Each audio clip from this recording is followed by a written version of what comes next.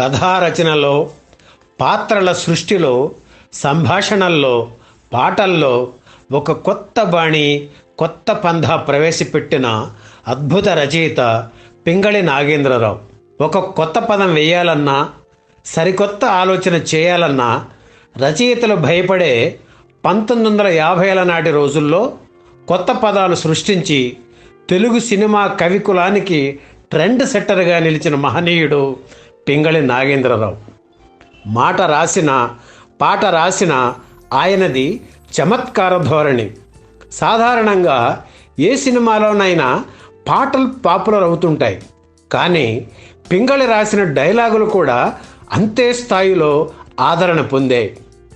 దాదాపు 70 ఏళ్ల నాటి పాతాళ భైరవి, మాయాబజార్ తదితర చిత్రాల్లో ఆయన రాసిన మాటల్ని ఇప్పటికీ తలుచుకుని జనం ఆనందిస్తుంటారు. కొత్త తరహా పాత్రలను సృష్టించడంలో పింగళి నేర్పరి. పాతాళ భైరవిలో నేపాళ మాంత్రికుడు, తోటరాముడు, రాణిగారి తమ్ముడు పాత్రలు చాలా భిన్నంగా కనిపిస్తాయి.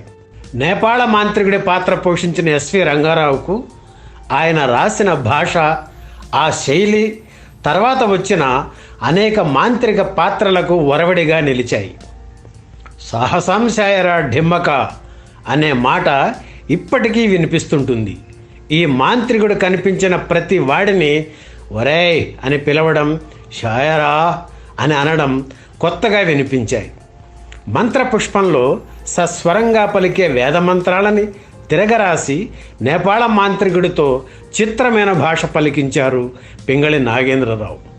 రాణిగారి తమ్ముడు పాత్రను పోషించిన రేలంగి మాట్లాడిన తీరు కూడా జనరంజకం. తప్పు తప్పు అని ఊతపదం వాడుతున్న ఆ పాత్రకి ఒక శైలి పెట్టారు నాగేంద్రరావు.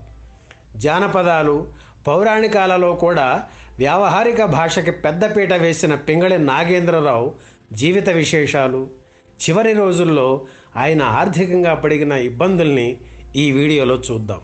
పింగళి నాగేంద్రరావు 1901 డిసెంబర్ 29న ఉత్తరాంధ్రలోని రాజాంలో పుట్టారు. తండ్రి గోపాలకృష్ణయ్య కరణేకం చేసేవారు, తల్లి మహాలక్ష్మమ్మ. పింగళి పెరిగింది, చదివింది కృష్ణా జిల్లా మచిలీపట్నంలో. ఆంధ్ర జాతీయ కళాశాలలో మెకానికల్ ఇంజనీరింగ్ చదివారు. చిన్నతనం నుంచి సాహిత్యం అంటే ఆయనకు అభిమానం. అదే ఆయన్ని కృష్ణా పత్రిక అధినేత ముట్నూరి కృష్ణారావు దగ్గరకు చేర్చింది. చదువు పూర్తయిన తర్వాత పింగళి రకరకాల ఉద్యోగాలు చేశారు, కానీ ఏది ఆయనకు సంతృప్తినివ్వలేదు. అందుకే మళ్ళీ బందరు చేరుకొని రచనా వ్యాసంగాన్ని వృత్తిగా ఎంచుకున్నారు.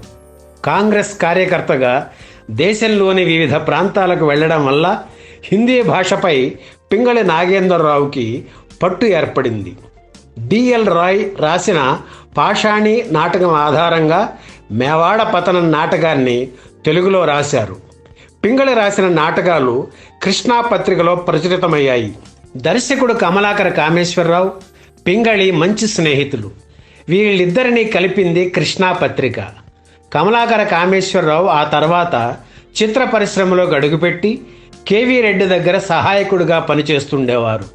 యోగి వేమన తర్వాత ఏదన్నా జనరంజక చిత్రం తీద్దామని కేవీ రెడ్డి ప్లాన్ చేస్తున్నప్పుడు రచయితగా పింగళిని కేవీ రెడ్డికి రికమెండ్ చేశారు కమలాకర.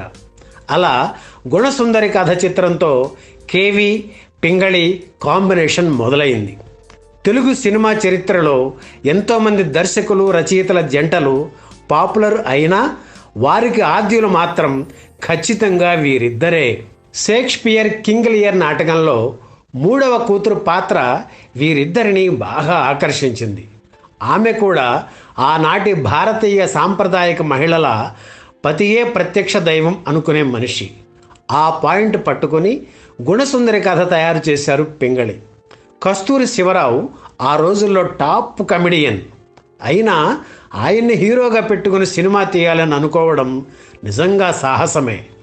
ఆ సాహసం చేశారు కేవీ రెడ్డి. శివరావు, జూనియర్ శ్రీరంజని జంటగా నటించిన గుణసుందరి కథ చిత్రం పెద్ద హిట్. శివరావు సంభాషణ పలికిన తీరు, ఉచ్చారణ జనాన్ని అమితంగా ఆకట్టుకున్నాయి. అతను చెప్పిన గిడిగిడి గిడిగిడి అన్న పదం జనాన్ని గిలిగింతలు పెట్టింది. ప్రేక్షకుల్ని రంజింపజేయడానికి ఎటువంటి దినుసులు వాడాలో పింగళికి ఈ చిత్ర విజయంతో అర్థమైంది. అంతకుముందు భలే పెళ్ళి, వింధ్యారాణి చిత్రాలకు పింగళి మాటలు రాసిన గుణసుందరి కథ చిత్రంతోనే ఆయన వెలుగులోకి వచ్చారు. ఆ తర్వాత విజయాలో ఆస్థాన రచయితగా చేరారు పింగళి. ఆయనలోని పూర్తి ప్రతిభా పాటవాలను జనంలోకి తేటతెల్లం చేసిన చిత్రం పాతాళ భైరవి. డైలాగ్ పంచ్ అంటే ఏమిటో ఈ సినిమాతోనే ప్రేక్షకులకు అర్థమైంది. 72 తర్వాత కూడా ఈనాటికి ఆ చిత్రంలోని సాహసం శాయరా డెంభక అన్న పదం వాడుకలో ఉండడం ఇందుకు చక్కని ఉదాహరణ. ఎన్టీఆర్ చేతులు కట్టుకుని చెప్పే ఊత పదం నిజం చెప్పమంటారా, అబద్ధం చెప్పమంటారా? పాతాళ భైరవి పాత్రధారి గిరిజ చెప్పే నరుడా ఏమి నీ కోరిక, పద్మనాభం చెప్పే మోసం గురు మోసం, ఎస్వీఆర్ చెప్పే సంతోషం శాయవే బుల్బుల్, డింగరి డెంభక మరి మన గడ్డమేమిరా, మీ గడ్డమే గురు వంటి డైలాగులు ప్రేక్షకులకు తెగ నచ్చేశాయి. ఈ సినిమాలోని ఎంత ఘాటు ప్రేమయో పాట బాగా పాపులర్.